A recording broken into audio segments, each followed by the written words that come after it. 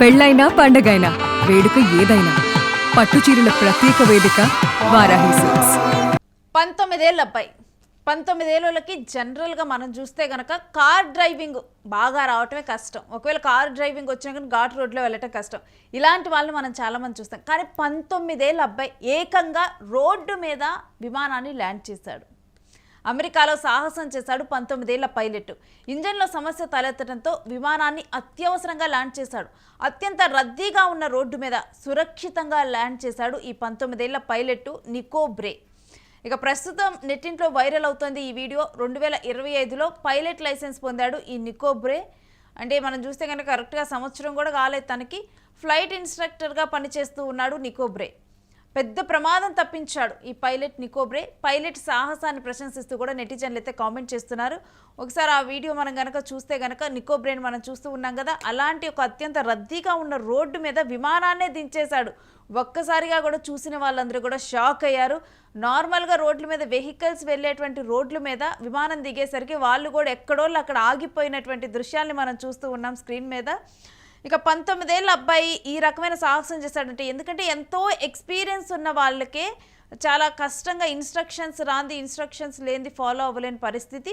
ఎక్కడికక్కడ అంటే అప్పుడు విమాన ప్రమాదాన్ని తప్పించాలన్నా కానీ కింద వెహికల్స్ వెళ్తూ ఉంటాయి కాబట్టి ఏమవుతుందో తెలియక వాళ్ళు కూడా అక్కడే చక్కెర్లు కొట్టడం కానీ, లేకపోతే మరో ఖాళీగా ఉన్న ప్రదేశానికి వెళ్ళేంత వరకు చక్కెర్లు కొడుతూ ఉండటం కానీ ఇలా ఏదో ఒక చర్య చేస్తారు. కానీ ఇక విమాన ప్రమాదంలో ఉందని చెప్పి కూడా వెంటనే ఆ రోడ్డు మీద దించేశాడు. చూడండి ఆ అబ్బాయికి ఎంత ధైర్యం, ఎంత తెలివితేటలుంటే ఇలా చేస్తాడు అంటూ కూడా ఇప్పుడు ఆ అబ్బాయికి ప్రశంసలు అందుతున్నాయి. అయితే ఇంజన్లో సమస్య తలెత్తినట్లుగా తెలుస్తోంది. ఇంజన్లో సమస్య తలెత్తడంతో కూడా విమానాన్ని అత్యవసరంగా ల్యాండ్ చేయాల్సి వచ్చింది. ఇక ల్యాండ్ చేయాల్సి వచ్చిన క్రమంలో ఏమాత్రం కూడా తడబాటు గురి కాలేదు. కింద రోడ్డు ఉంది, జనాలు వెళ్తున్నారు. ఒకవేళ కనుక ఏదైనా వాహనం, ఒకవేళ డెఫినెట్గా మనం చూస్తున్నాం కదా ఎలా దిగుతుందో, ఏదైనా వాహనానికి గనక విమానం రెక్క పొరపాటున తగిలిందో ఆ విమానం పేలిపోవటమే. ఇంకా కిందగా పక్షులు కానీ ఇవన్నీ కూడా ఉంటూ ఉంటాయి. అయినప్పటికీ కూడా ఆ అబ్బాయి ఎంత ధైర్యంతో కిందకి దించాడంటే, అది కూడా అత్యంత రద్దీగా ఉన్న రోడ్డు మీద. ఆ రోడ్డు ఏం ఖాళీగా లేదు, రోడ్డు అత్యంత రద్దీగా ఉన్న రోడ్డు మీద సురక్షితంగా ఈ అబ్బాయి ల్యాండ్ చేశాడు. ఫ్లోరిడాలోని ఇండియన్ టౌన్ రోడ్లో ఈ నెల 6న ఈ సంఘటన జరిగింది. సెస్నా 150G విమానం ఇది. దీంట్లో 19 ఏళ్ల నికో బ్రే తన స్నేహితుడితో కలిసి పామ్ బీచ్ కౌంటీలో విమానంలో విహారానికి వెళ్ళాడు. ఇదే క్రమంలో ఇంజన్లో సమస్య వచ్చింది. ఇక అత్యవసరంగా ల్యాండ్ చేయాల్సి వచ్చింది.